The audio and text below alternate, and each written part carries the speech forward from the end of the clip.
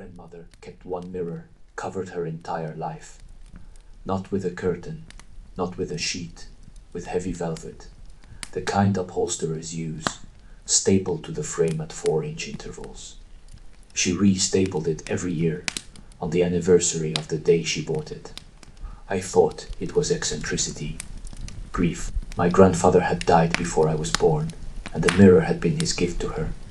A Victorian standing mirror, 7 feet tall, with an oval frame of dark cherry wood, carved into roses and thorns. I assumed she couldn't bear to see her own reflection without him beside her. I was wrong. She died 3 months ago. I inherited the house, the furniture, the mirror. On the day I moved in, I found her journal in a locked drawer of her writing desk. The key still in the lock, as if she had only stepped away for a moment. The last entry was dated the day before her stroke.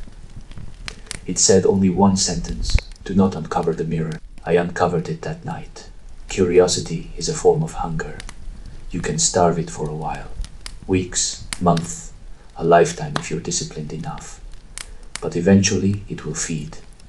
My grandmother had been disciplined for 43 years.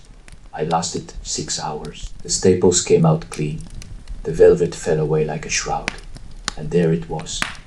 The mirror my grandmother had hidden from the world since before my mother was born. It was beautiful. The cherry wood was dark as wine. The carving so fine I could see the individual thorns on the rose stems. The glass was clear, impossibly clear for something that old. No clouding, no silvering degradation. It reflected the room with a clarity that seemed almost unnatural. And it reflected me. I stood there for maybe 30 seconds, looking at myself. A woman of 32, tired from the move, hair unwashed, circles under her eyes. Nothing unusual, nothing strange. And then my reflection smiled. I was not smiling. My face was blank, tired. My lips were closed. But in the glass, my lips were parted. The corners of my mouth were turned up. Not a warm smile, not a friendly smile, a smile of recognition, the smile of someone who has been waiting a very long time and has finally been seen. I told myself it was exhaustion. A trick of the light. I'd been moving boxes for 12 hours. My brain was fried. I laughed, a thin, nervous sound, and went to bed. But I did not sleep well. The next morning, I walked past the mirror on my way to the kitchen. I did not look at it, but I felt it looking at me, a prickle at the back of my neck. The same feeling you get when someone is standing behind you, reading over your shoulder. You don't need to see them, you just know. I stopped, turned, made myself face it. My reflection was there, standing exactly as I was. Mouth closed, expression tired. I exhaled. Relief. Of course it had been exhaustion. And then I noticed my right hand. In the reflection, my right hand was raised, index finger extended, pointing at me. In reality, my hands were at my sides. I looked down at my real hands, still at my sides, looked back. The reflection's hand was still pointing, still smiling now, too, the same knowing smile from the night before. I ran to the hardware store and bought new staples. But here's the thing about the mirror. It had waited 43 years behind velvet. It could wait a few more hours. I didn't restaple it that day. I told myself I would. I meant to. But every time I passed the hallway where the mirror stood, I stopped, I looked, and my reflection was becoming more and more interesting than I was. By the third day, the reflection had stopped mimicking me entirely. It stood at rest when I moved. It sat when I paced. It smiled, always that smile, while I frowned. It watched me with a patience that was somehow more terrifying than any sudden movement could have been. By the 5th day, I noticed other differences. The reflection's hair was neater than mine. Its clothes were slightly different. The same outfit I had worn that morning, but pressed, clean, deliberate. The reflection looked better than I did. Healthier, more alive. By the seventh day, I realized something that made my blood stop. I was the one who looked like the reflection. My skin had become dull. My hair was thinning. I was sleeping 10 hours a night and waking up exhausted. When I stood beside the mirror, I was the pale imitation, the faded copy. The thing in the glass was vivid, present, hungry. On the 8th day, I found my grandmother, Sis journal again. I had only read the last entry. Now I went back to the beginning. She had bought the mirror at an estate sale in 1971. Within a week, she wrote, she had noticed the smile. Within 2 weeks, the gestures. Within a month, she could no longer recognize herself in photographs. The face in the pictures was gaunt, hollow, wrong, while the face in the mirror was radiant. She wrote that she had begun to feel like a guest in her own body, that the reflection was becoming real and she was becoming the copy. She wrote about her husband, my grandfather, and how he had started looking at her differently, as if he didn't recognize her, as if whatever he had married was no longer behind her eyes. And then she wrote about the night. She covered the mirror. It was 3 in the morning. She woke to find her husband standing in front of the mirror, barefoot, in his pajamas. He was not looking at his own reflection.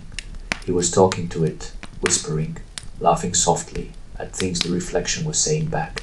She called his name. He turned, and the thing that faced her was not her husband. It wore his body. It used his voice. But the eyes were the reflection's eyes. He attacked her. The journal didn't describe how she survived. The handwriting became erratic, barely legible. But she did.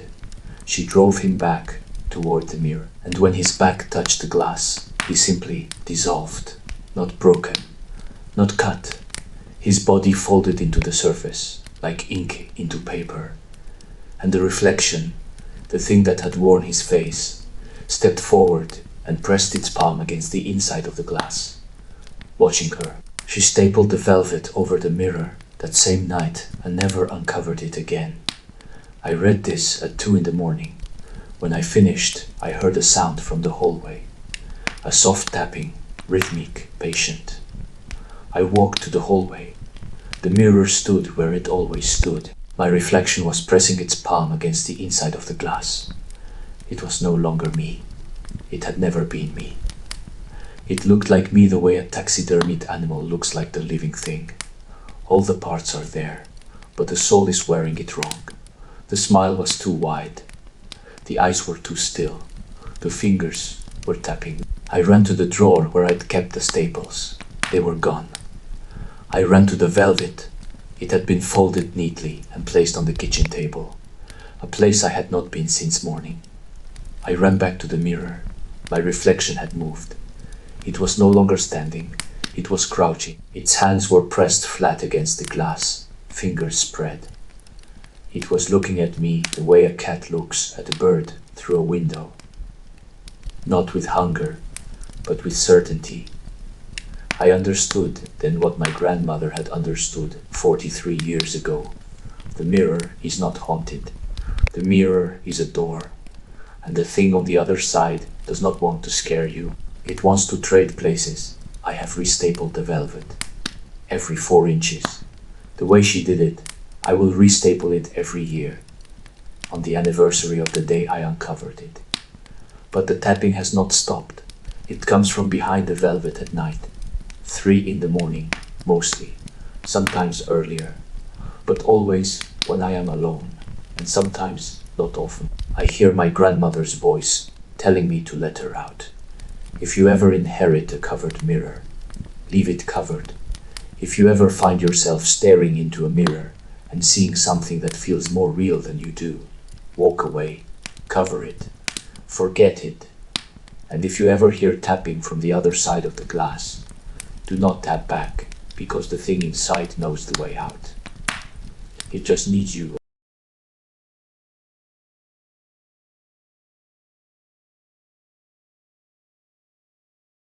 I bought the watch at an estate sale in Dorset for £14. It was a pocket watch, silver, tarnished, Victorian. The kind that opens with the press of the crown. The face was porcelain, yellowed with age, Roman numerals, in black enamel. The hands were stationary at 11 minutes past 3. The estate agent told me it had belonged to a doctor, a country physician who had treated plague victims during the outbreak of 1665. The doctor had died in the same house where the sale was being held. The same house, in fact, where I now stood, holding his watch in my bare hand.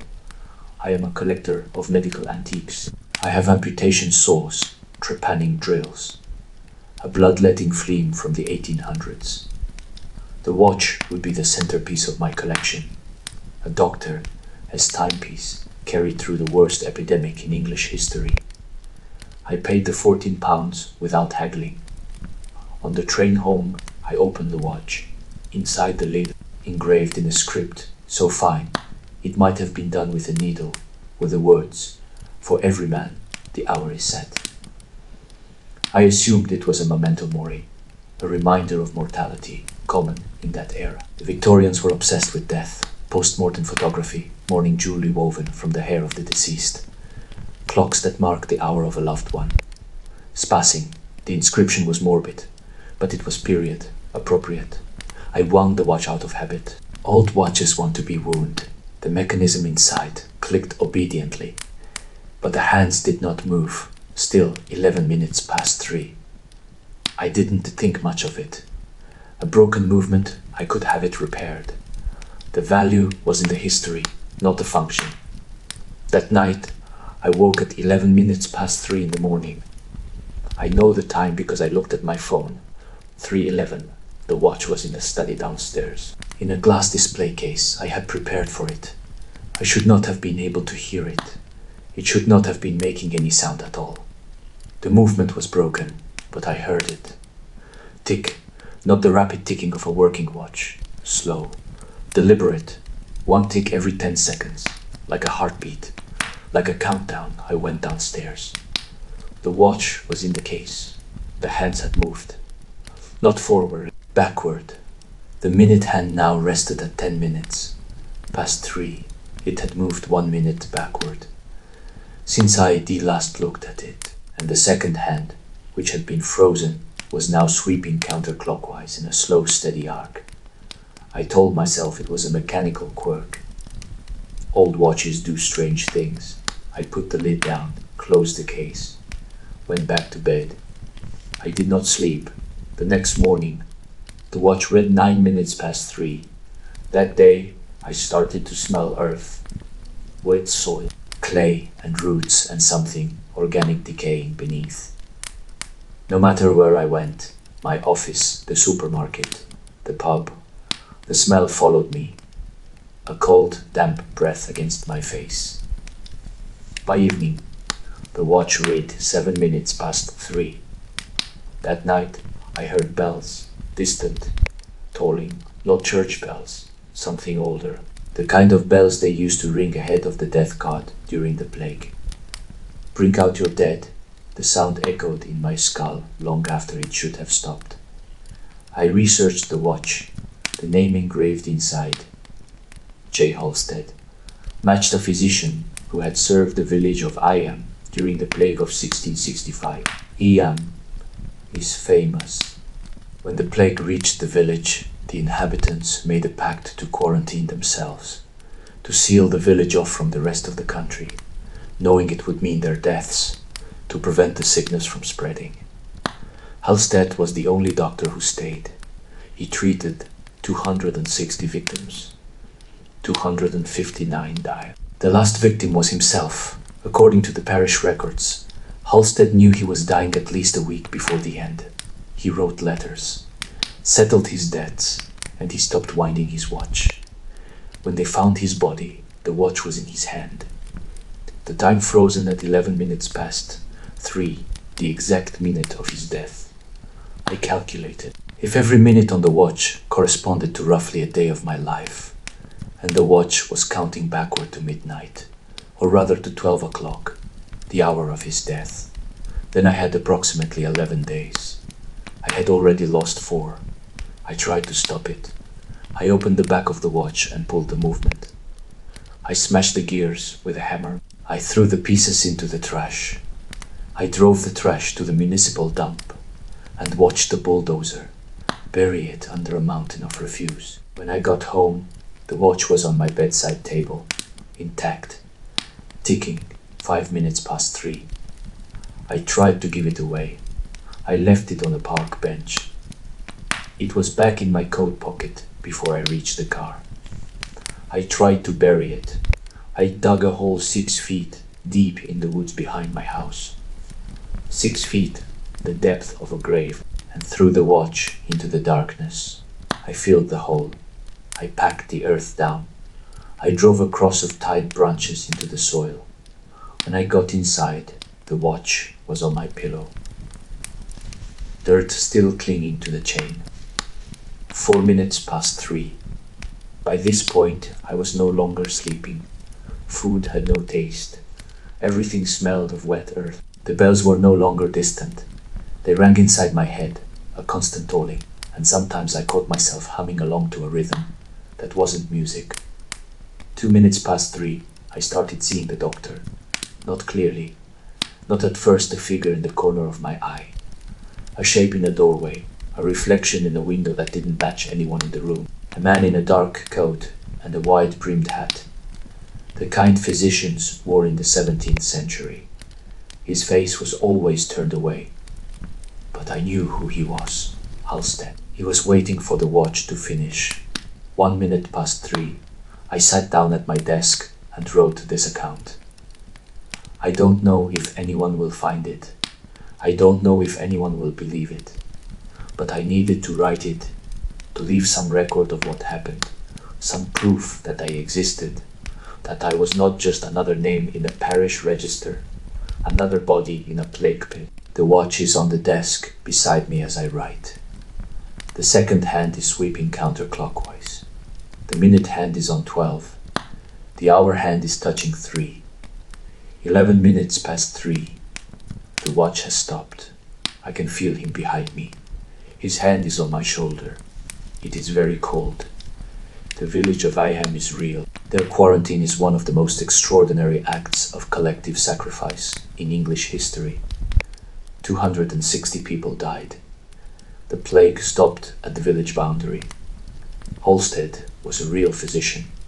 His watch, if it still exists, has never been auctioned. But if you ever see a tarnished silver pocket watch at an estate sale, hands frozen, porcelain cracked, ask yourself, is it broken or is it waiting?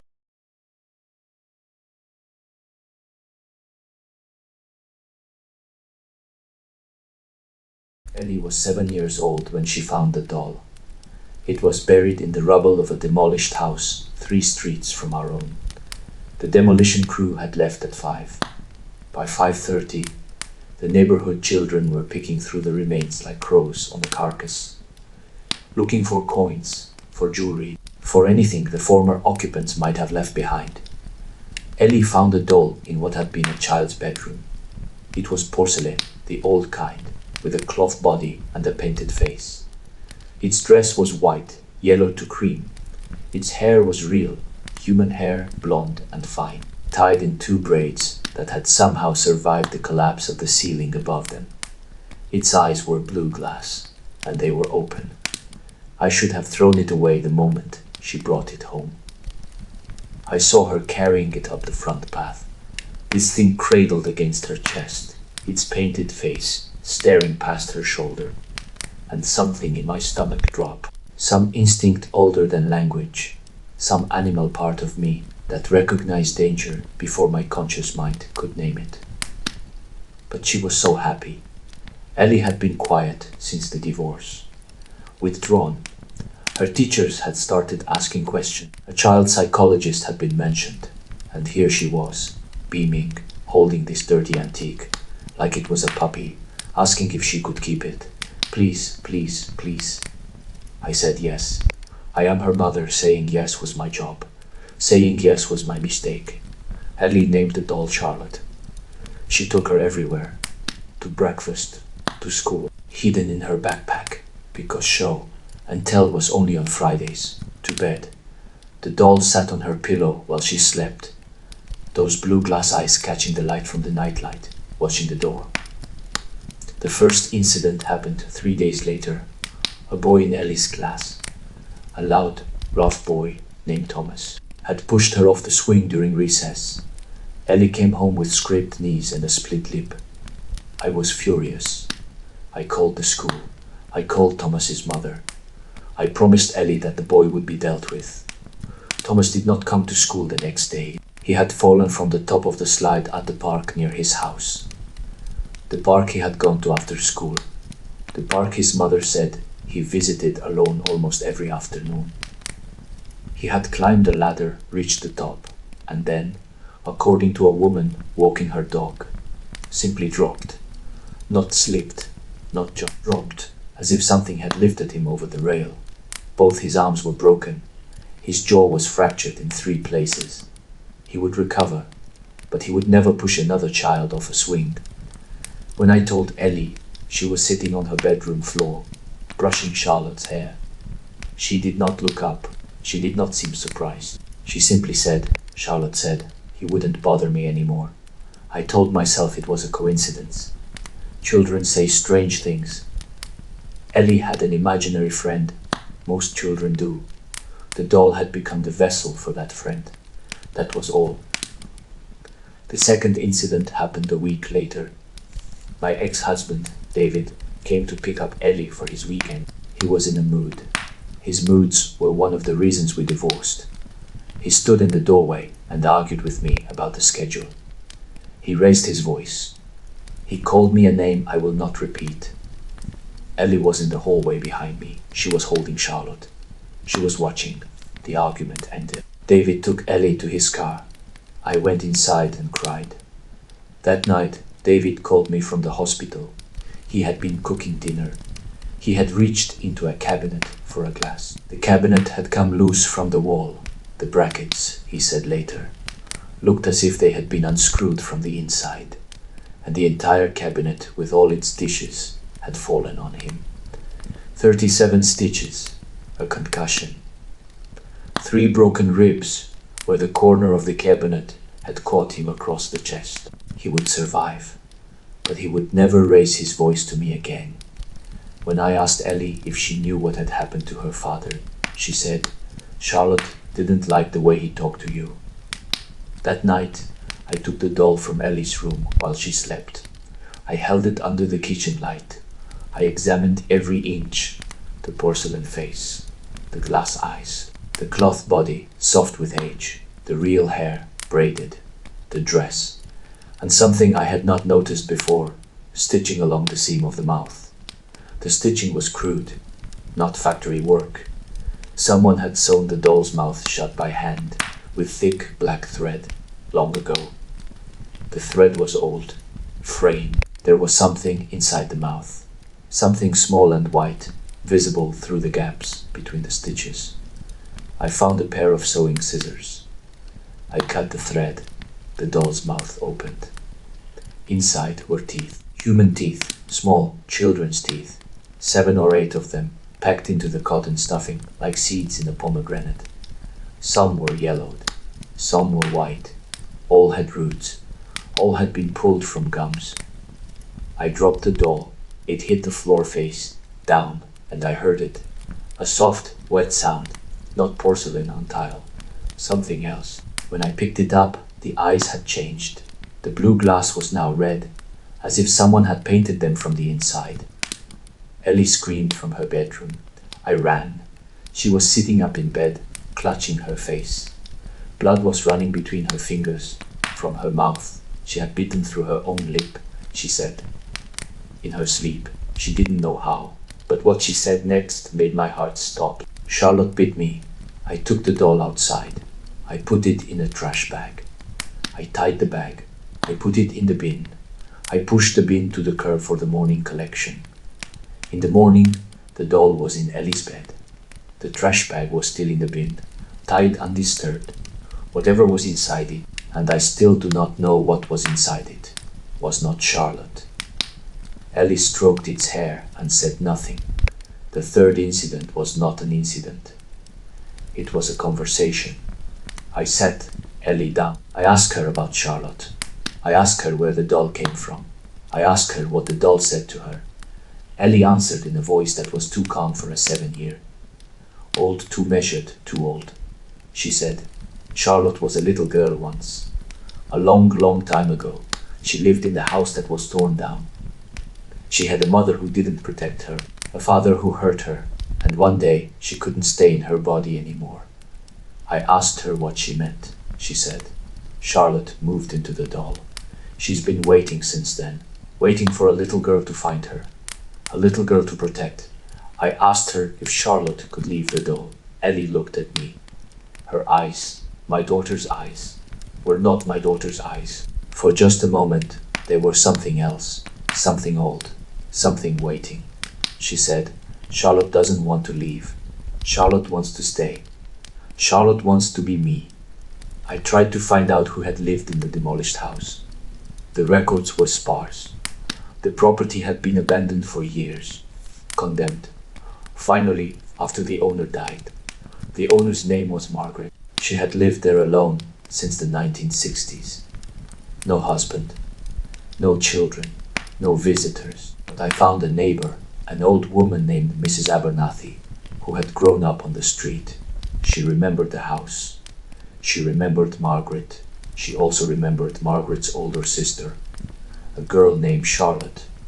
Charlotte had died when she was 8 years old. The official cause was pneumonia, but Mrs. Abernathy's mother, who had been a nurse, told her a different story. The girl had been starved, beaten, locked in her room for days at a time. Her teeth, according to the nurse, had been knocked out one by one, not by accident, by her father, a man who was never charged, a man who died decades later by falling down his own basement stairs and breaking his neck. The police ruled it an accident. Mrs. Abernathy did not believe it was an accident. She said the father had been found at the bottom of the stairs with a porcelain doll resting on his chest. A doll with blonde hair and blue glass eyes. The doll had not been in the house before that night. Ellie is 9 now. She still has Charlotte. The doll sits on a shelf in her room between the books and the stuffed animals. Its eyes are blue again. Its mouth is stitched shut. I sewed it myself with the same thick black thread. Ellie and I have an understanding. The doll protects her, and I protect the doll's secret. Because the truth is, Ellie has never been bullied again. She has never been hurt again. No one, not a teacher, not a classmate, has ever raised a hand or a voice to my daughter without consequence. A month ago, a man followed Ellie home from the bus stop. He was seen by a neighbor. The police were called, but by the time they arrived, the man was gone. They found him 3 blocks away, sitting on the curb, weeping. He had wet himself. He would not, or could not, say what he had seen. Ellie told me that Charlotte had walked beside her the whole way from the bus stop, that the man had seen Charlotte's face, that Charlotte had opened her mouth. I did not ask Ellie what was inside. I don't know if I believe in ghosts. I don't know if I believe in possession, or curses, or souls trapped in porcelain. But I know that the little girl died in that house 70 years ago. I know her teeth are still inside the doll. I know that my daughter is safe and happy and protected. And I know that sometimes, late at night, I hear Ellie talking to Charlotte in her room, not a child's chatter, a conversation, a dialogue, as if someone is answering. Last night, I pressed my ear to the door. I heard Ellie say, "I love you, Charlotte." And I heard something answer. It was not my daughter's voice. If you ever find a porcelain doll in the ruins of an old house, leave it there. Walk away. Do not pick it up. Do not bring it home.